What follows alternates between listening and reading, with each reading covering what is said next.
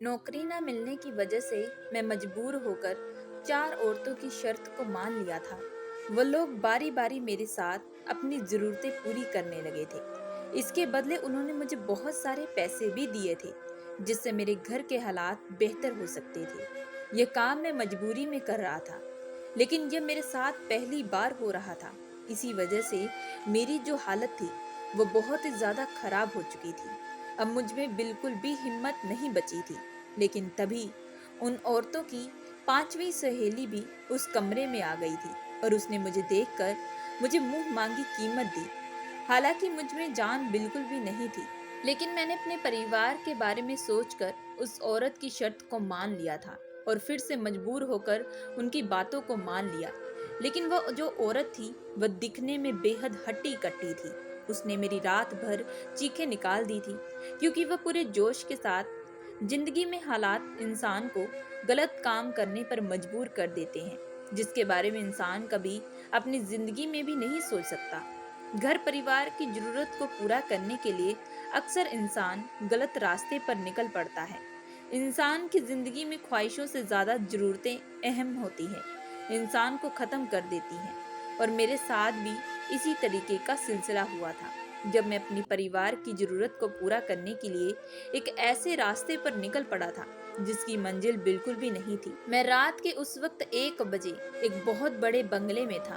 उस बंगले के कमरे, लेकिन उस मुलायम बिस्तर पर भी मुझे बहुत ही ज्यादा तकलीफ हो रही थी। मुझे काफी ज्यादा दुख भी लग रहा था। मैं यह काम बिल्कुल भी नहीं करना चाहता था, लेकिन अब मुझ में बिल्कुल भी हिम्मत नहीं बची थी। लेकिन ये सब कुछ मैं अपनी मर्जी से कर रहा था। मुझे किसी ने जोर जबरदस्ती बिल्कुल नहीं की थी। इस वक्त मुझे ना कपड़ों का होश था और ना ही शरीर में उठने वाले दर्द का। मुझे बार बार अपने परिवार की चिंता सता रही थी। इस वक्त हालत मेरी ऐसी थी जिसे मैं लफ्जों में बिल्कुल भी बयान नहीं कर सकता। मैं कभी सोच भी नहीं सकता था कि मैं जिंदगी में कभी ऐसा कोई काम भी करूंगा। ये रात मेरी जिंदगी की बड़ी ही भयानक वाली रात थी। अब मैं पीछे बिल्कुल भी हट नहीं सकता था, क्योंकि इस काम के बदले मुझे पूरे 10 लाख रुपए मिलने वाले थे और मैं 10 लाख रुपए बिल्कुल भी गंवाना नहीं चाहता था। ये 10 लाख रुपए मेरे लिए बहुत ही ज्यादा जरूरी थे। मेरी जिम्मेदारी और घर वालों की जरूरतें मुझे इस रास्ते पर ले आई थी, जहां पर मैंने एक ही रात में चार औरतों के साथ अपनी रात गुजारी थी। और अभी मेरी उम्र सिर्फ 24 साल थी। मैं तो अभी नया नया ताजा ताजा जवान हुआ था। मैं दिखने में बेशक सुंदर था, लेकिन शरीर में मैं बहुत कमजोर था, क्योंकि मेरे घर में खाने पीने की बहुत ही ज्यादा कमी होती थी। मेरे घर में खाने को बस एक वक्त का बहुत ही मुश्किल से खाना मिलता था। दूसरी तरफ वह सारी औरतें दिखने में तो सुंदर तो थी, लेकिन सारी की सारी हट्टी कट्टी थी, जिनके मुकाबले में कुछ नहीं था। मैं उनके सामने कमजोर पड़ चुका था। वह बस औरतें मुझसे अपनी जरूरतें पूरी करना चाहती थी। यह मेरी जिंदगी का पहला दिन था जब मुझे किसी औरत ने पहली बार छुआ था। उस वक्त मैंने एक गहरी सांस बाहर निकाली थी। मैं थोड़ा वक्त चाहता था, लेकिन वह तो औरतें मुझे कहने लगी कि इतना वक्त नहीं है हमारे पास। उन औरतों की बातें सुनकर मेरी उस वक्त आंखों से आंसू बह रहे थे, लेकिन उन्हें मैं कुछ भी नहीं कह सकता था। लेकिन फिर उन चारों औरतों के बाद एक पांचवी औरत कमरे में आई थी। वह उन औरतों की सहेली थी। वह मुझे देखते ही मेरी कीमत बढ़ाने लगी और कहने लगी कि मैं तुम्हें पूरे 20 लाख रुपए दूंगी, लेकिन आज रात मुझे तुम चाहिए हो। इतनी बड़ी रकम सुनकर मेरे तो उस वक्त मानो होश उड़ चुके थे। मैं तुरंत उसकी बात मान चुका था। हालांकि अब मुझ में हिम्मत बिल्कुल भी नहीं थी। मैं धीरे धीरे बेहोश होने वाला था। लेकिन जैसे ही वह औरत मेरे कमरे में आई तो उसने रात भर मेरी चीखें निकाल दी थी, क्योंकि मैं यूपी के एक छोटे से गांव में रहता हूँ और मेरा नाम किशोर है। मेरी उम्र सिर्फ 23 साल थी। मैंने 10वीं की परीक्षा पास करके रखी थी, लेकिन आज के दौर में 10वीं की कक्षा कुछ भी नहीं होती। लोग बीएड जैसी डिग्रियां हाथ में लिए सड़कों पर धूल समेट रहे होते हैं। इस बात का मुझे सही तरीके से अंदाजा उस वक्त हुआ था जब मैं खुद नौकरी की तलाश के लिए घर से निकला था। मैं हर एक कंपनी में नौकरी के लिए अप्लाई भी किया था, लेकिन वहां पर तो मुझे पहले से ही ज्यादा बहुत नौजवानों की भीड़ लगी रहती थी, जिनके हाथों में बड़ी बड़ी डिग्रियां भी मौजूद थी। उनके मुकाबले तो मैं कुछ भी नहीं था। ऐसे में मुझ जैसे लड़के को नौकरी भला कहाँ मिल सकती थी। जब भी मैं नौकरी के लिए जाता तो हर कंपनी मुझे रिजेक्ट कर देती। वह मुझे मेरी ग्रेजुएशन मांगती, हालांकि मैंने ग्रेजुएशन बिल्कुल भी नहीं की थी। मैं तो बड़ी ही मुश्किल से 10वीं कक्षा तक पढ़ा था, क्योंकि मेरे माता पिता मुझे 10वीं कक्षा तक ही पढ़ा सके थे, और ना ही मेरे पास कोई तजुर्बा था और ना ही मेरे पास अब कोई डिग्री थी। मगर मेरी नौकरी करना बहुत ही ज्यादा जरूरी था, क्योंकि मेरे पिताजी दिल के मरीज थे, जिसकी वजह से वह अब घर पर ही बिस्तर पर लेटे रहते। उनके ऊपर महंगी महंगी दवाइयां खर्च हो रही थी, जिनमें खूब पैसा लग रहा था। पिताजी ने जो भी पैसा कमाया था वह सारा घर के खर्चों में लग चुका था। मेरे घर में मेरी माँ, मेरे पिता के साथ मेरी पूरी 3 बहनें रहा करती थी, जो मुझसे छोटी थी। अब मैं उन सब की जिम्मेदारी मुझ पर अकेले आ चुकी थी। मैं इतनी जिम्मेदारियों को अकेले कैसे संभालता? मैं इस वजह से बहुत ही ज्यादा अंदर ही अंदर परेशान हो चुका था। माता पिता ने बड़ी ही मुश्किल से मुझे 10वीं कक्षा तक पढ़ाया था, लेकिन मेरी बाकी बहनें बिल्कुल भी नहीं पढ़ पाई थी। इस बात का मुझे बहुत ही ज्यादा अफसोस रहता था। अगर वह आज की दौर पर पढ़ जाती तो शायद वह भी कोई कामकाज कर सकती थी, लेकिन आज की दौर पर तो 10वीं की कक्षा में कोई भी अच्छी कंपनी में नौकरी बिल्कुल भी नहीं मिलती। इस बात का मुझे अंदाजा हो चुका था। शुरू शुरू में तो मुझे ऐसा लग रहा था कि शायद मैं जल्द ही नौकरी हासिल कर लूंगा और उसके बाद दिन रात मेहनत करूंगा, जिससे मेरे घर के हालात बेहतर हो जाएंगे। लेकिन जैसे जैसे मैं घर से बाहर निकला तो मेरे होश ठिकाने आ चुके थे। बाहर की दुनिया बहुत ही ज्यादा खराब थी। कदम कदम पर लोग एक दूसरे को धोखा दे रहे थे। लेकिन अब मुझे समझ में आ रहा था कि मेरे पिताजी कितनी मेहनत करके 2 वक्त की रोटी हमें खिलाते थे। बचपन में मैं अपने पिता से अक्सर जिद किया करता था कि वह मुझे एक साइकिल भी खरीद कर नहीं दे सकते, लेकिन मैं हमेशा उनसे अपनी ख्वाहिशों को पूरा करवाने की कोशिश किया करता था। लेकिन जब भी मेरे पिताजी इनकार कर देते तब मैं बहुत ही ज्यादा नाराज हो जाता था। लेकिन आज मुझे समझ में आ रहा है कि पैसा कमाना बहुत ही ज्यादा जिंदगी में मुश्किल होता है।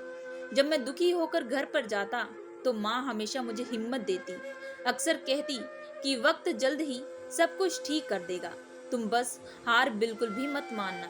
लेकिन वक्त कब ठीक करेगा यह मुझे अभी तक कुछ मालूम नहीं था, क्योंकि इधर मुझे पिताजी की दवाइयों के खर्चे के लिए पैसों की जरूरत थी, तो दूसरी तरफ घर का खर्चा चलाना था, और तीसरी तरफ अपनी बहनों की शादी भी करनी थी, क्योंकि उनकी भी उम्र हो चुकी थी शादी करने की।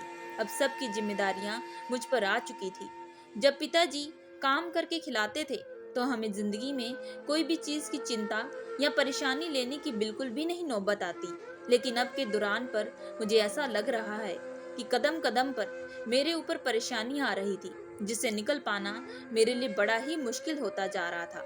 मेरे रिश्तेदार भी इस मौके पर हमारा बिल्कुल भी मदद नहीं कर रहे थे। उन्हें पता था हमारे घर की हालत किस प्रकार हुई है, लेकिन ये दुनिया तो बड़ी ही कठोर है। ये दुनिया तो किसी के दुख पर भी खड़ी बिल्कुल भी नहीं होती, बल्कि उसका मजाक बनाने के लिए हमेशा रहती है। और वैसे भी कौन जिंदगी भर किसी का पेट पाल सकता है। आस पड़ोस के लोगों ने ही उस वक्त हमारी कुछ दिन तक मदद की थी, लेकिन आहिस्ता आहिस्ता सभी अपनी जिंदगियों में बिजी हो चुके थे। मजबूरन मुझे ही अब नौकरी की तलाश के लिए घर से निकलना पड़ा। अब मुझे समझ में आ गया था कि नौकरी हासिल करना एक बहुत ही बड़ी जंग है। अब मुझे किसी भी कंपनी में बिल्कुल भी नौकरी नहीं मिल रही थी। मैं एक नौजवान और हट्टा कट्टा लड़का था। मैंने काफी कंपनी में भी अप्लाई किया था, लेकिन हर कोई मुझसे मेरी डिग्री ही मांगता, जो कि मेरे पास बिल्कुल भी नहीं थी। उस वक्त हमारे गांव में एक स्कूल था। मैं हार पछताकर वहां पर जाकर बच्चों को पढ़ाना शुरू कर दिया था, जिससे घर का खर्चा बड़ी ही मुश्किल से निकलता था। मैं पूरे महीने के 4,000 रुपये कमाता था, और इतने कम पैसे से घर का गुजारा करना मेरे लिए बड़ा ही मुश्किल होता जा रहा था। मैं स्कूल में बच्चों को पढ़ाने के साथ साथ फिर से नौकरी की तलाश भी करने लगा, लेकिन मुझे कभी भी कोई नौकरी बिल्कुल भी नहीं मिलती थी। धीरे धीरे मेरी उम्मीदें भी टूट रही थी, लेकिन माँ मुझे हिम्मत देती थी। अब हर कोई मुझसे डिग्री, मेरा तजुर्बा मांगता, जो मेरे पास नहीं था। मेरे कपड़ों की हालत ऐसी थी कि लोग मुझे देखकर मुझे भिखारी समझ लेते थे। मैं कई कई दिनों तक अपने कपड़े भी बिल्कुल नहीं बदलता था। उन दिनों तभी मेरा एक दोस्त गांव वापस आया था। वह शहर में नौकरी करता था। मैंने उस वक्त उसे अपने घर के हालातों के बारे में बताया। वह भी मेरी परेशानियां सुनकर बड़ा ही दुखी हुआ था। तभी वह मुझे कहने लगा कि तुम काम क्यों नहीं करते, तुम हुक्का पार्लर में वेटर का काम कर लो, मैं भी वहां पर काम करता हूँ, काफी अच्छी कमाई होती है। मुझे भी अपने दोस्त की बात सही लगी थी, क्योंकि 10वीं की पढ़ाई के बदौलत मुझे नौकरी मिलना बेहद ही मुश्किल होता जा रहा था। आखिर कब तक मैं स्कूल में बच्चों को पढ़ाकर 4,000 की कमाई से अपना घर का खर्चा चलाता। मेरे लिए एक अच्छी नौकरी करना बहुत ही जरूरी था। इसी वजह से मैं घर वालों को बोलकर मैं दूसरे ही दिन शहर के लिए रवाना हो चुका था। शहर का माहौल गांव के माहौल से बिल्कुल अलग था। वहां पर काफी भीड़ भाड़ और हलचल रहती थी। शहर पहुंचकर मेरा दोस्त मुझे अपने साथ हुक्का पार्लर में ले जा चुका था। वहां जाकर उन्होंने अपने मालिक के साथ मेरी बात करवाई। मैंने वहां पर नौकरी करना शुरू कर दी। वहां पर लड़के लड़कियां औरतें अनगिनत लोग आते थे और हुक्का पीकर खूब सारा पैसा उड़ाया करते थे। मैं अक्सर उन्हें देखकर सोचता कि भगवान इन लोगों को इतना पैसा दिया है कि ये पैसा अपना यहाँ पर आकर खर्च करते हैं। दूसरी तरफ भगवान ने हम जैसे गरीबों को इतनी पैसों की कमी दी है कि हम 2 वक्त की रोटी भी खुलकर खा नहीं सकते।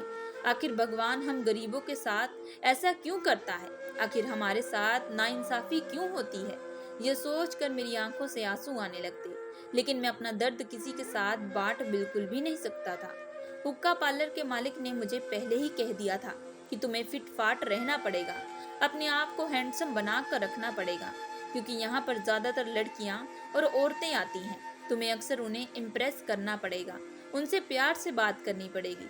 उस पार्लर के मालिक की बात सुनकर तो मुझे बहुत तेज गुस्सा आ रहा था कि यहाँ पर मैं कोई फैशन शो पर नहीं आया जो मैं इन औरतों को इम्प्रेस करता रहूं। खैर, मुझे क्या लेना देना था। मैं ज्यादातर अपने काम पर फोकस करने लगा, लेकिन जब भी मैं वहां पर औरतें हुक्का पार्लर में आती तो वो मुझे अक्सर गहरी निगाहों से देखा करती। मैं दिखने में तो हैंडसम था, इसी वजह से वो मुझे अजीबो गरीबे इशारे किया करती थी। मुझे अक्सर उनके इशारों पर हल्की सी स्माइल देनी पड़ती थी और उनसे पूछना भी पड़ता था कि उन्हें कोई चीज की जरूरत हो तो वो मुझे बताएं। हुक्का पार्लर में मेरी सैलरी जो थी वह महीने की 8,000 तय की गई थी, क्योंकि मेरे मालिक ने कहा था कि धीरे धीरे जब मुझे इस काम का एक्सपीरियंस हो जाएगा और मैं थोड़ा पुराना हो जाऊंगा तो उसके बाद वो मेरी सैलरी बढ़ा देंगे। मेरे लिए तो 8,000 भी उस वक्त बहुत ही ज्यादा थे, इसलिए मैंने चुपचाप उस बात को मान लिया और हुक्का पार्लर में नौकरी करना शुरू कर दिया। कभी कभी मुझे हर वक्त स्माइल करते हुए भी परेशानी होती थी।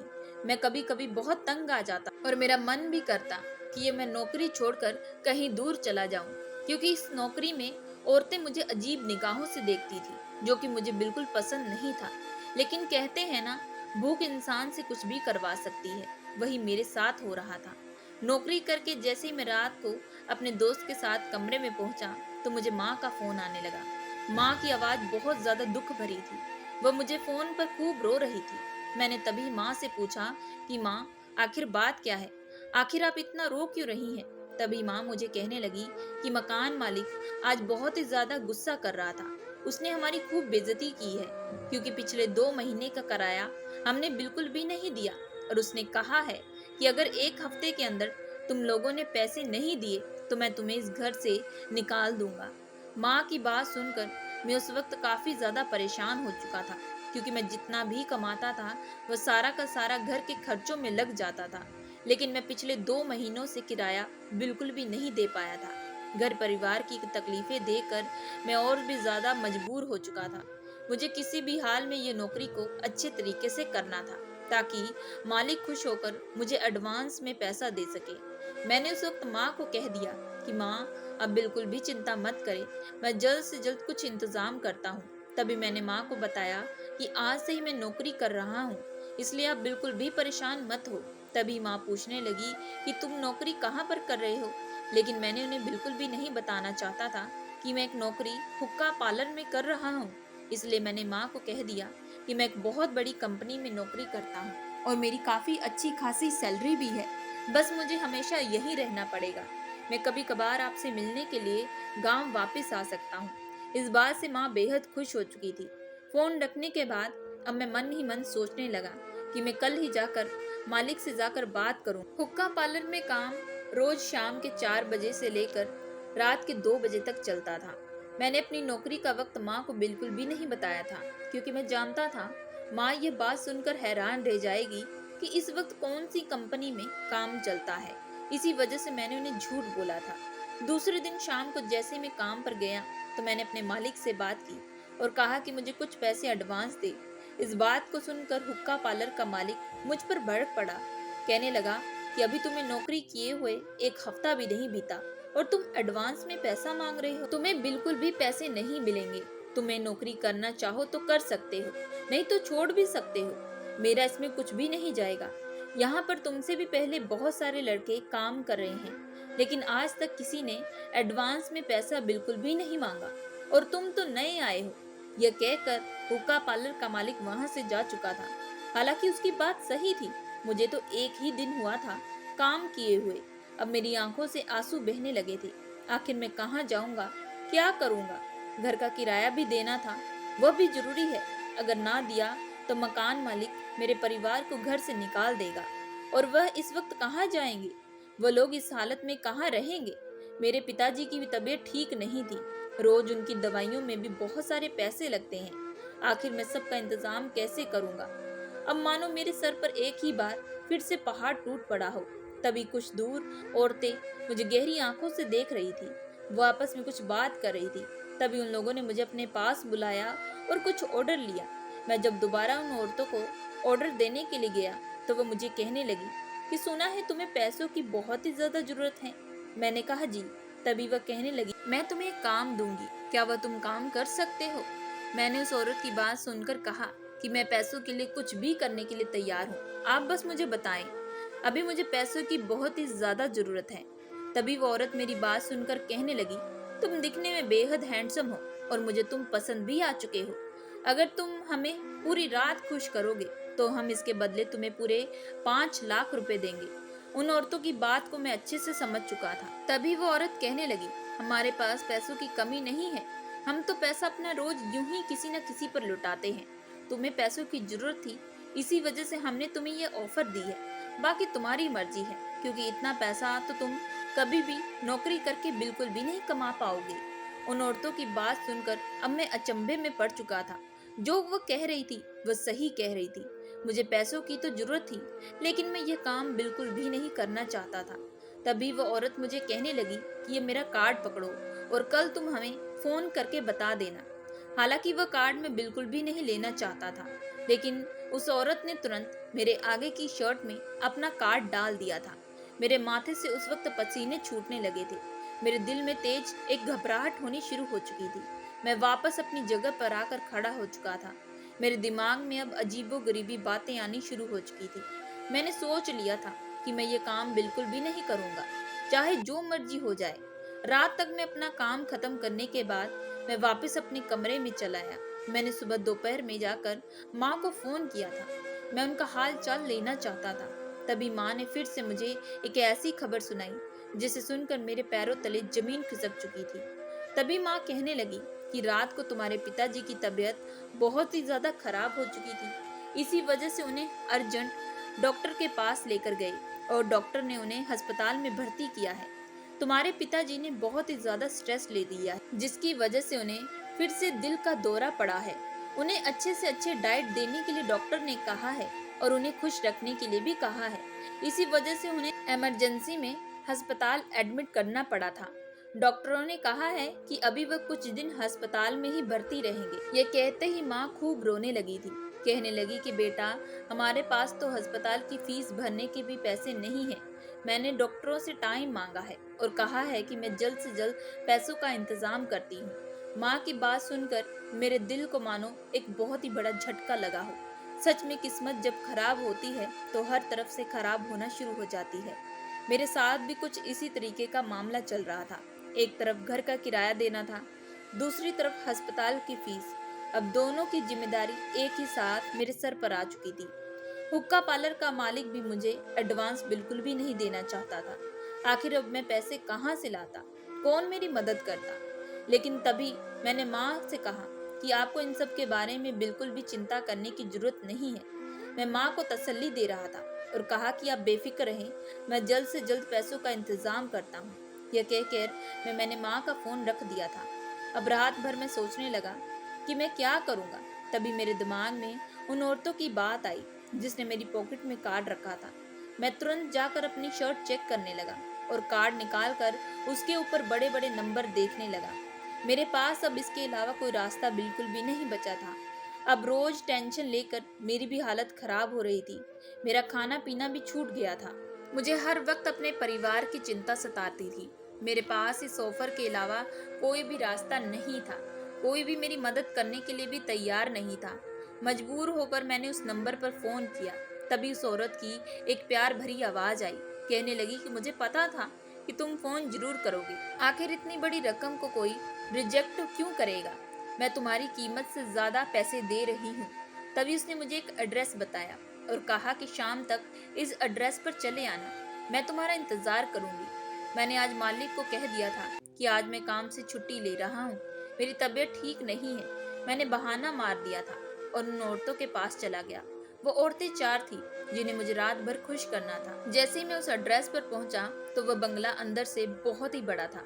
मुझे आते देख बहुत सारी औरतें खुशी से चहक उठी थी। वह कहने लगी कि हम तुम्हारा बेसब्री से इंतजार कर रहे हैं। तभी वह मुझे अपने साथ एक कमरे में ले गई और वहां पर मुझे कुछ कपड़े भी दिए। उन कपड़ों को पकड़कर मेरे हाथ कांपने लगे थे। मुझ में बिल्कुल भी हिम्मत नहीं हो रही थी। मेरा जमीर इस काम को करने की बिल्कुल भी गवाही नहीं दे रहा था, लेकिन मैं ये सब कुछ अपने परिवार की खातिर कर रहा था। मेरी आंखों से आंसू बह रहे थे, लेकिन मैं अपना मन मारकर बिस्तर पर जाकर लेट चुका। वह लोग बारी बारी मेरा इस्तेमाल कर रही थी। हालांकि मुझे दर्द काफी हो रही थी, लेकिन मैं किसी को एक शब्द बिल्कुल नहीं बोल पा रहा था, क्योंकि इसके बदले उन्होंने मुझे मुंह मांगी कीमत दी थी और ये पैसे मेरे लिए बहुत जरूरी थे। फिर एक एक करके सबने अपनी जरूरतें पूरी करना शुरू कर दिया। मेरी हालत पहले के मुकाबले बहुत ज्यादा खराब हो गई थी। जिंदगी में पहली बार किसी औरत ने मुझे छुआ था, वह भी चार औरतों ने। मैं ये सब कुछ अपने परिवार की खुशी के लिए कर रहा था। मुझे इन सब की कोई भी लत बिल्कुल भी नहीं थी। मैंने तो आज तक किसी भी लड़की की तरफ निगाह डालकर भी बिल्कुल नहीं देखा, लेकिन मजबूरियां इंसान से कुछ भी करवा सकती है, ये मुझे आज मालूम हो चुका था। मेरी आंखों से आंसू बह रहे थे। मैं कुछ वक्त चाहता था, लेकिन वह मुझे औरतें कहने लगी, हमारे पास बिल्कुल वक्त नहीं है। हमारे पति लोग बाहर जाकर मुंह मारते हैं, उन्हें हमसे बिल्कुल भी लेना देना नहीं। इसी वजह से हम तुम जैसे लड़कों को पैसे देकर अपनी जरूरतें पूरी करते हैं, और हम तुम्हें इतने पैसे भी दे रहे हैं, इसलिए तुम्हें बर्दाश्त करना पड़ेगा। उन औरतों की बात सुनकर मैं चुप हो चुका था। मेरी आंखों में सिर्फ परिवार का चेहरा नजर आ रहा था, जो इस वक्त काफी परेशान थे। मैंने सोच लिया था कि बस कुछ और देर बर्दाश्त करना है, उसके बाद मैं अपने परिवार वालों की जिंदगी बदल दूंगा, उनकी हर एक जरूरतों को पूरा कर सकता हूँ। लेकिन इसके बाद जो मेरी जिंदगी थी वो बदलने वाली थी, क्योंकि अब मेरी जो हालत थी खराब हो चुकी थी। मुझ में बिल्कुल भी हिम्मत नहीं बची थी और मैं धीरे धीरे बेहोश भी होने वाला था। तभी उन औरतों की पांचवी सहेली उस कमरे में आई। जब उसने मुझे देखा तो उसके होश उड़ चुके थे। तभी उनमें से एक औरत कहने लगी कि तू भी चाहे तो इस बहती गंगा में हाथ धो सकती है। उस वक्त मानो मेरी जिंदगी आखिरी सांस चल रही हो, क्योंकि मुझ में हिम्मत बिल्कुल नहीं थी। लेकिन उस औरत को मुझ में रहम आ चुका था। वो मुझे उठाकर सीधा अस्पताल में ले जा चुकी थी, क्योंकि उसमें समझ में आ गया था मेरी जो सांसें थी वह बंद हो रही है, क्योंकि उन औरतों के मुकाबले में काफी कमजोर था। वह एक ऐसे अस्पताल में लेकर गई जहां उसकी जान पहचान एक डॉक्टर के साथ थी। उसके बाद मुझे कई घंटे तक आईसीयू में रखा गया था।